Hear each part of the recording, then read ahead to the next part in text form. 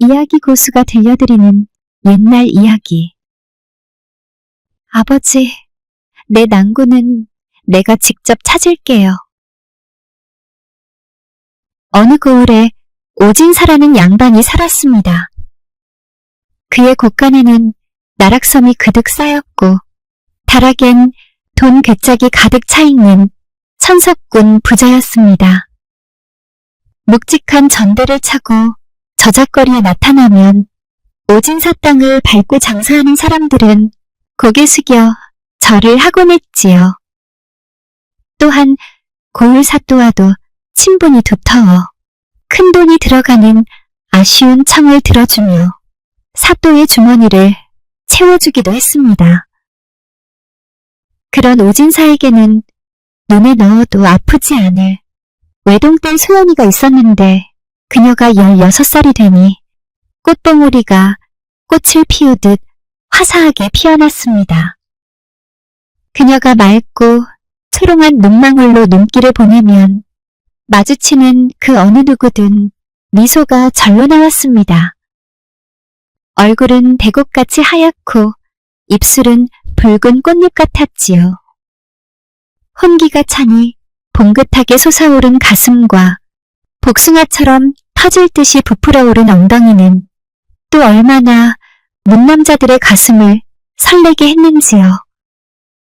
또한 그녀의 목소리는 얼음 아래로 흐르는 샘물의 맑은 소리를 담고 있었습니다. 하지만 아름다움만 있다 해서 사람들 입에 그녀 이름이 오르내리진 않았을 것입니다. 인물뿐만 아니라 6대조가 승지를 지낸 뼈대 있는 집안인 것도 한몫했지만 그녀가 현명하며 착한 성품이기 때문이었습니다. 내노라 하는 매파들이 이런 신붓감을 지나치지 않았지요. 눈만 뜨면 오진산의 문지방이 닳도록 드나들었습니다. 예로부터 남녀 두 사람의 자유의사에 의한 결합은 야합이라 하여 인정을 안 해주니 매파라는 중간 역할이 필요했습니다. 고구려 건국 신화에 주몽의 어머니 유화가 해모수를 자유롭게 만났다 하여 부모에게 미움을 산 것도 중매 없이 남자를 따랐다는 것이었지요. 유교적 예의를 숭상하던 조선시대 때에는 더 말할 나위도 없었습니다. 유명한 학자 정인지란 사람이 젊었을 때 옆집 처녀가 사랑 고백을 한 일이 있었습니다. 그러나 뜻이 다른 정인지는 이렇게 말했습니다. 내일 중매를 세워서 정식으로 통혼할 것이니 참고 기다려주시오. 하며 그 처녀를 겨우 달래서 보내고는 다음날 어머니와 의논하여 이사를 해버렸다는 그 이야기처럼 중매혼을 우선으로 했다는 것을 알 수 있습니다.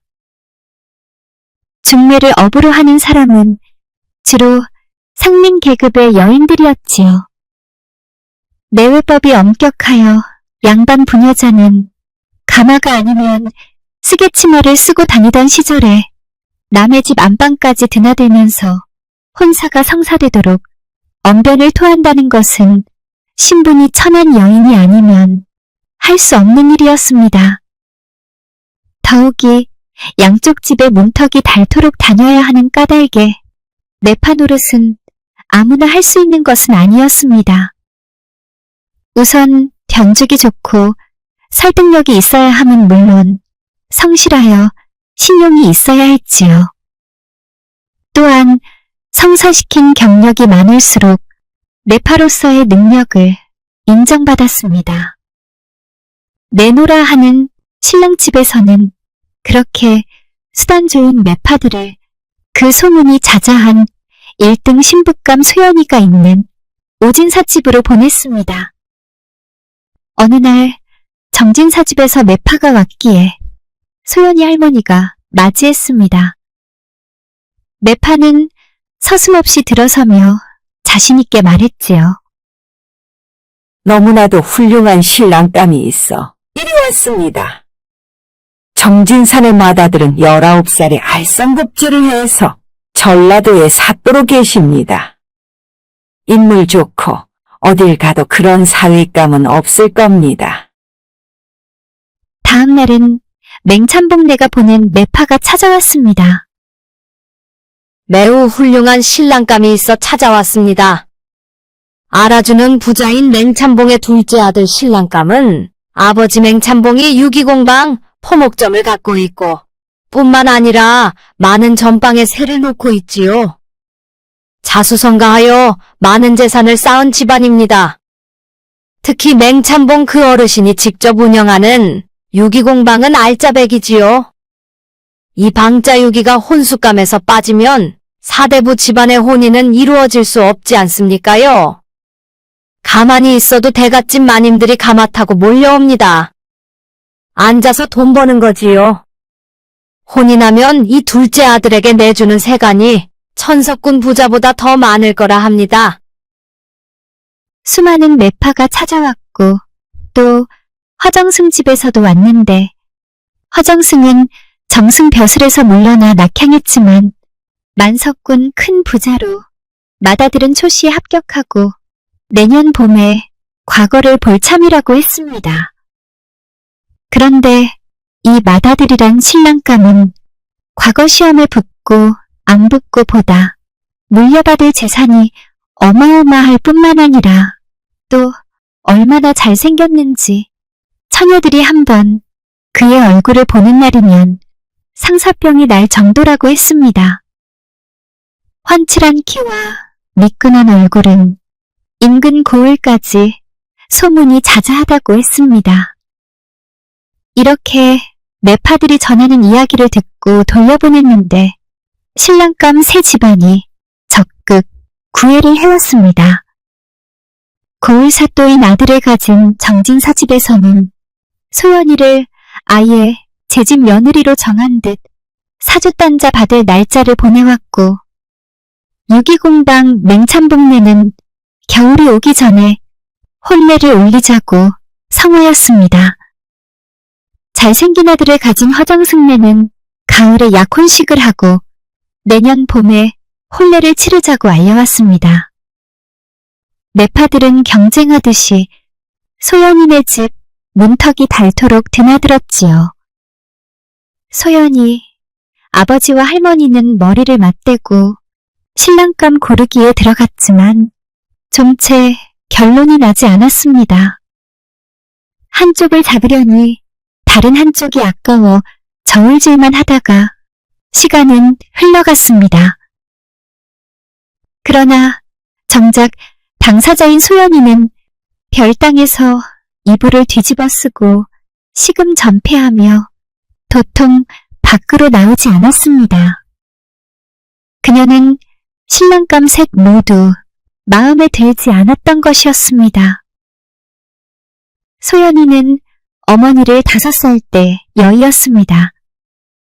그렇게 일찍 세상을 등진 어머니를 대신해 자신의 딸처럼 소연이를 키운 유모가 있었는데 오늘은 보다 못해 소연이 방문을 열고 들어왔습니다. 애기씨, 그렇게 아무것도 안 먹으면 어쩝니까? 제발 이 잣죽이라도 좀 들어야 해요. 혼인을 앞두었는데 몸 생각을 해야 합니다. 내내 울고 있던 소연이는 유모를 보자 더 크게 울음을 터뜨렸습니다. 유모, 나는 어쩌면 좋지요.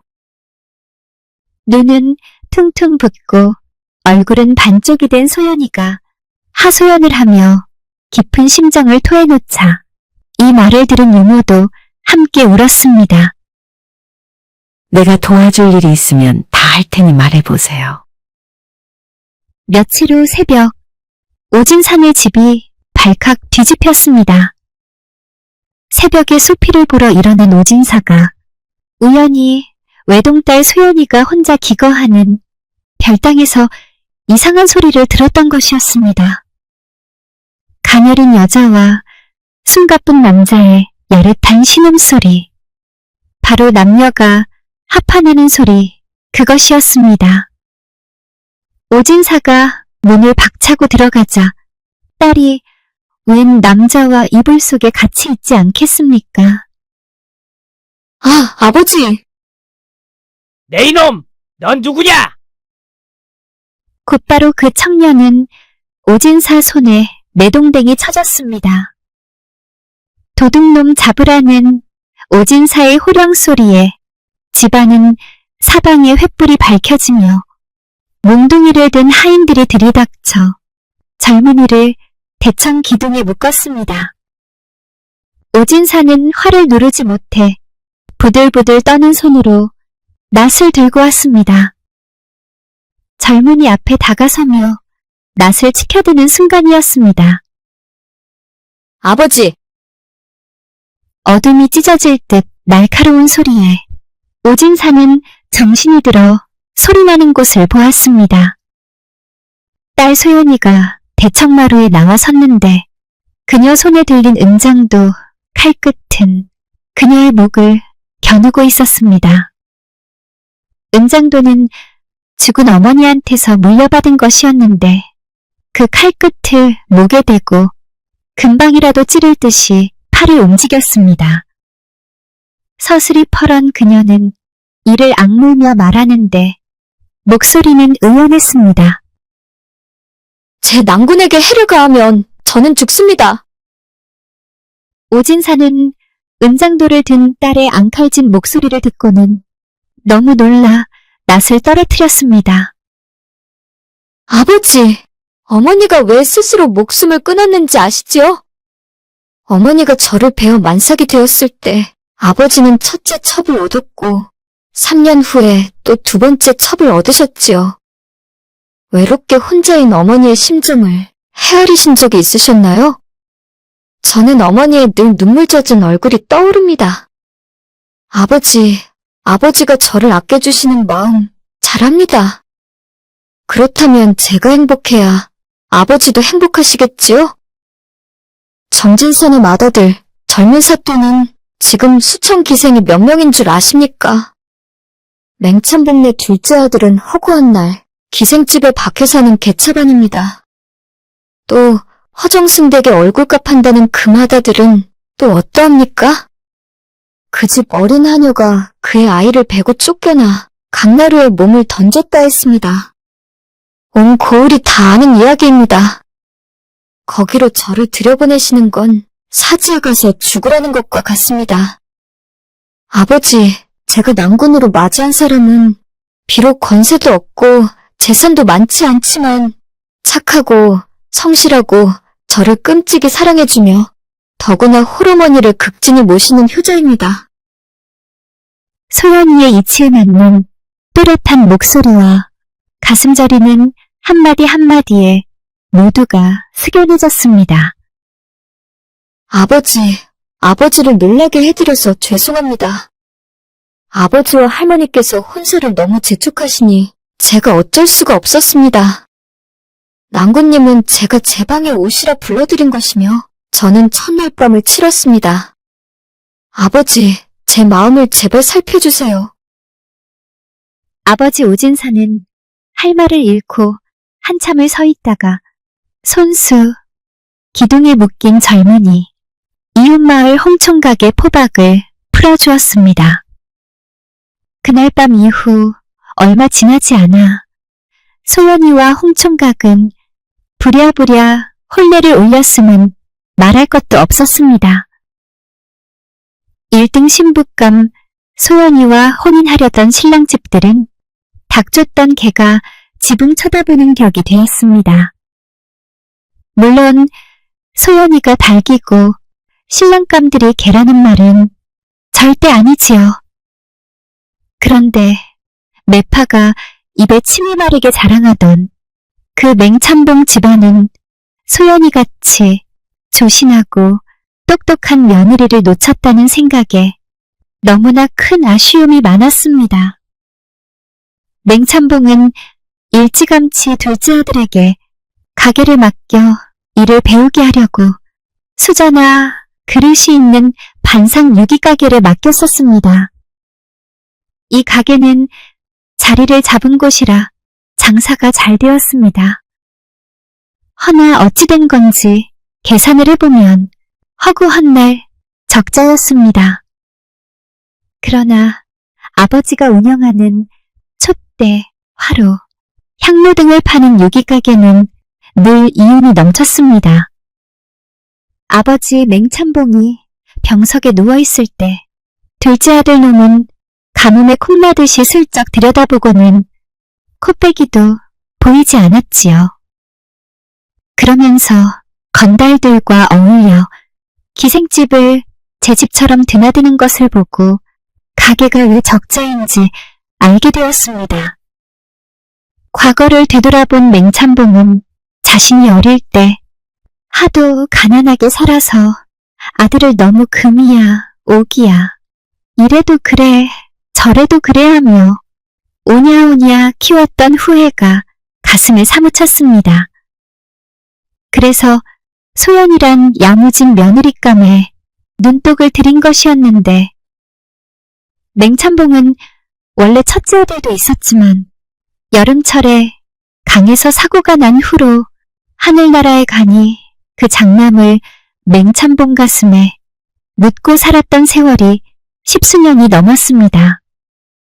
그러니 둘째 아들을 장가를 잘 들여 그 많은 재산을 물려주려는 계획에 실패했다는 생각이 들어 한숨만 나왔습니다. 맹참봉은 몇 해 전 아내를 잃고 홀로 지내다 집안 살림살이를 맡아 해주며 맹참봉 시중을 들어주는 참모 겸 친모를 들여 도움을 받고 살고 있었습니다. 그 참모 안성댁은 맹참봉이 유기공방을 처음 시작할 때 같이 도와주었던 형제 같은 허생원의 처였습니다. 몇 년 전 남편 허생원이 죽고 나서 그 아내인 안성댁이 맹참봉의 집에 와서 집안일을 도와주고 있었지요. 남편 허생원이 병이 들어 몇 년 동안 일을 못하고 누워있을 때 맹참봉은 의리가 있어 약값이다, 생활비다, 넉넉하게 대주었는데 결국 남편은 세상을 떠났지요. 그런 고마움에 허생원 처 안성댁이 맹참봉 집에 와서 있게 된 연유였습니다. 어느 날 맹참봉이 안성댁에게 느닷없이 말했습니다. 안성댁, 나와 결혼하세. 착한 안성댁은 가슴이 철렁 내려앉으며 이제 참봉 어른도 노망이 났구나 하고 생각했습니다. 안성댁이 아이고 어르신 하며 고개를 젓는 사이 맹참봉은 대서방 영감님을 부르더니 혼인서류를 만들어 현청에 넣어버렸습니다. 앞길을 미리 알았는지 맹참봉은 며칠 후 이승을 하직했습니다. 3일장을 치르고 나자 이방이 포졸 둘을 대동하고 와 맹참봉의 일가 친척 모두를 불러놓고 말했습니다. 맹참봉께서 맡겨놓고 가신 유언장을 공개하니 잘 들어보시오. 유언장, 슬퍼 말고 내 말대로 꼭 해주기 바란다. 모든 재산에서 나의 형제들 5명에게 이할씩을 주고 유기공방과 다른 점포에서 일하는 사람 수대로 모두 일할에 지분을 다 줄 것이며 유기가게는 나의 처 안성댁에게 주도록 하라. 그리고 둘째 아들은 논밭 12마지기만 주도록 하고 내년 봄 씨앗값으로 200냥을 더 주어라. 그리고 얼마인지 모를 둘째 아들이 깔아놓은 기생집, 요리집 외상값을 모두 갚아주어라. 그렇게 해서 남은 돈은 이 고을에 다리 놓는 일과 서당 짓는 일에 보태도록 하라. 이 유언장을 듣던 사람들은 벌린 입을 다물지 못했고 둘째 아들은 털썩 주저앉아 울상을 지었습니다. 맹참봉의 유기공방이며 저작거리에 점포만 해도 문전옥답 몇백 마지기 값이 나갈 텐데 아들한테는 고작 12마지기라니 다들 놀라지 않을 수 없었습니다. 아버지 맹참봉이 물려주신 논밭 12마지기라는 것은 머슴에게 세경을 주고 일을 부려도 보릿고개를 넘기 힘들어 본인 자신이 제 손으로 직접 땀 흘려 농사를 짓지 않을 수 없을 만큼의 딱 그 정도 크기의 농토인 것입니다. 둘째 아들한테 많은 유산을 남겨줘봐야 보나마나 일도 안 하고 술이나 마시며 기생머리 얹어줄 때는 앞뒤 안 가리고 논밭을 척척 팔아치울 것이 뻔하기에 그리한 것입니다.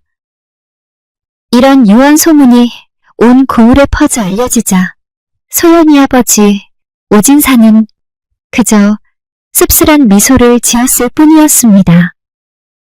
그러면서 딸 소연이의 선택이 참으로 현명했다는 생각이 들었습니다. 올바른 생각으로 행복을 찾아 잘 살아가고 있는 딸과 사위 얼굴이 갑자기 보고 싶어 석양빛이 물든 먼 하늘을 바라보았습니다.